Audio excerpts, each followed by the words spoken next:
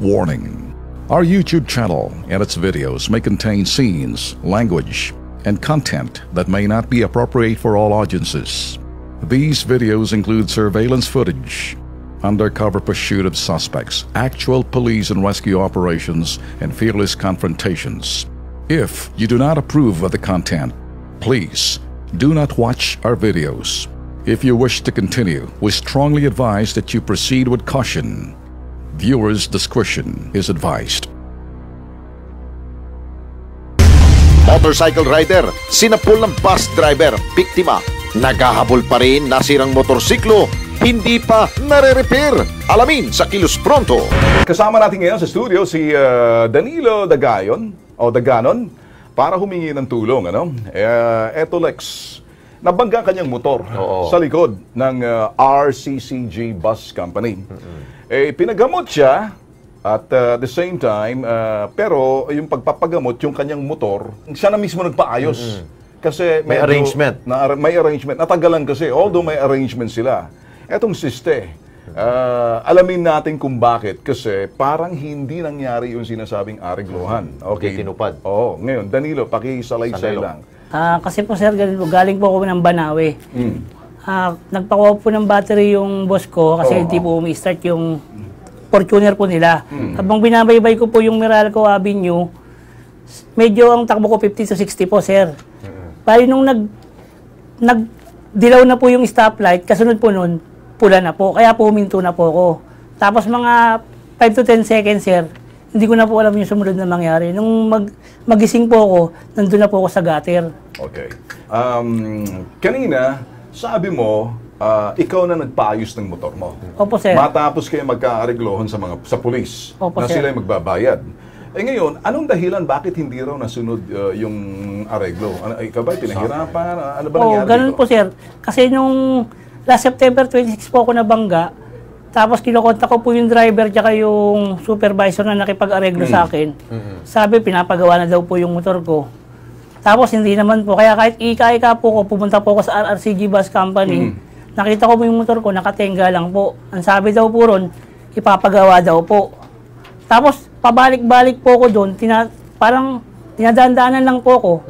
Pagkatapos yung Art Sagon, yung pinakalayason officer, kasi siya na po yung in charge. Siya po yung nasusunod kung anong gusto niya mangyari. Okay. Sa maiksing salita, Danilo, mahaba ng istorya natin. Okay. Ano ang dahilan bakit hindi nila natupad ang kanilang pinangakong magkakaregluhan kayo, babayaran ka roon sa motor? Huwag mo na ikwento yung nangyari. Okay, doon na lang diretso tayo doon sa ano daw ang kanilang dahilan at ba't hindi natupad yung pagbabayad sa'yo? Kasi po sir, nung nangingi po ako nung kasi sabi po nila, nung nadala na po yung motor ko, i-issue na raw po nila ng PAN. Okay. Yung bayad sa motor, sa CT scan, tsaka yung sa battery na nabangga, na nasa kanila na. Ang in-issue lang po nila, yung pang CT scan, tsaka yung sa chest x-ray po sir. Tapos yung pera na po yun, hindi ko po napa-CT scan tsaka chest x-ray kasi po yung father-in-law ko, inatake po. Okay, sa kabilang linya, nasa linya na ba natin? Okay. Diyan ka muna ha, at medyo mahabang istorya sa iyo. Ako kasi sinilulutas ko, ba't hindi ka nabayaran? Ano? Okay, sa isyong ito, nasa linya natin si Gregorio Macabudbud, Operations Manager ng RRCG Bus Company. Sir Gregorio Macabudbud, magandang gabi sa iyo. Magandang gabi po. Okay. Magandang gabi po. Okay. Live ho tayo sa UNTV. Sir, kasama si Alex Santos. Kumusta ho kayo? Apo. Kumusta ho kayo? Apo. Alright. Sir Tolpo. Ganito po ang nangyayari niyan. This Monday, ako bilang inspektor ng RRCG, ginawa ko po yung site ko para dyan, long time na. Okay, Sir Macabudbud, sandali na lang, Okay, sandali. Mahaba ng kwento mo, mahaba ang kwento nito nagko-complain. Ano ang dahilan at bakit hindi nyo natupad yung sinasabing pangako na aregluhin nyo, babayaran yung nasirang motor? Doon tayo mag-umpisa. Huwag ka nang humirit pa. Sagutin mo ako. Sige. Ano ang dahilan bakit hindi nyo nabayaran yung sinasabing kompromiso na talagang kasunduan na yan? Ano ang dahilan? Ang step po kasi ng Sir Ben, yung resibo lang po ang hinahanap ng namin liaison. Kung ano yung step by step na ginagawa namin. Okay, saan manggagaling yung pera? Balita ko, ang driver ninyo, siningilan niyo ng 13,000 ata? Kinaltasan. Kinaltasan nyo na, tama? Ano po? Kinaltasan nyo na yung driver na nakabangga ng halagang, I don't know, 13,000 ba? 13,000? Si John Del Pongos. Hindi ba kinaltasan nyo na? Di sa makatuwid, hawak nyo ng pera. Ay, yan po ang hindi ko masagot, sir. Alam mo, ikaw makabudbud, ewan ko, nako, pag ako nabuisit, mabubudbud ko yung mukha mo, makinig ka. Ayaw kitang pag-aksehan ng panahon, eto'y sasabihin ko sa iyo. Kinaltasan nyo na ang driver ninyo ng 13,000 na pangbayad sa motor, siya kasing nakabangga. Pero kung tutuusin, makinig ka, makabudbud. Merong insurance yung mga bus company tulad nyo. Pasama namang disgrasyang kapareho nito, may pananagutan kayo. Kasi yan sa pag kayo nagpa-rehistro at yung prangkisa ninyo, hindi kayo mabibigyan kung wala kayong insurance. Yan sinasabing liability. Tanong, bakit hindi nyo ibinigay yung kinaltas ninyo sa driver ninyo dito sa biktimang nabangga ninyo na inareglo na ninyo? Tapos sasabihin mo... Yan po ang hindi ko po alam, Sir Bill. So ngayon, kung hindi mo alam, anong gagawin mo? Nakausap na kita ngayon. Ikaw ba ay magmamaang-maangan na wala kang alam or pupunta ka sa may-ari or gusto mo puntahan ka namin dyan para nang sa gayon, bayaran nyo tong nabangga ninyo? Sagot! Inuubo ka, kinakati na bang lalamunan mo? Hindi mo naman malalaman? Pagdating po kasi doon sa usapin na yan, nasa legal na po namin yan eh. Makinig ka, makabudbod. Wala akong pakialam sa legal ninyo. Ninakawan yung driver ninyo, kinaltasan nyo, dapat pambayad dito sa motor, sa motor na nabangga. Tama, makinig ka. Huwag mo kami ititinag sa sinasabing motor-motor na legal ninyo. Ang legal ninyo, bulok. May kasunduan kayo sa harap ng pulis. Naintindihan nyo? Naintindihan mo ba, makabudbod? Naintindihan mo ba, makabudbod? Opo. Okay. Anong gagawin mo? Gusto kong gawin mo, kausapin mo legal, sabihin mo, ako na mismo nag-uutos sa legal ninyo, yung kinaltas ninyo, binawas ninyo sa driver, ibibigay nyo rito sa biktima, kasi yan ang kasunduan ninyo sa pulis eh. Naintindihan mo ba? Ewa. Naintindihan mo ba? Opo. Ngayon, sasabihin mo sa may-ari yan, bibigyan kita ng puwang, ayaw kong sirain ang Pasko mo. Makinig ka.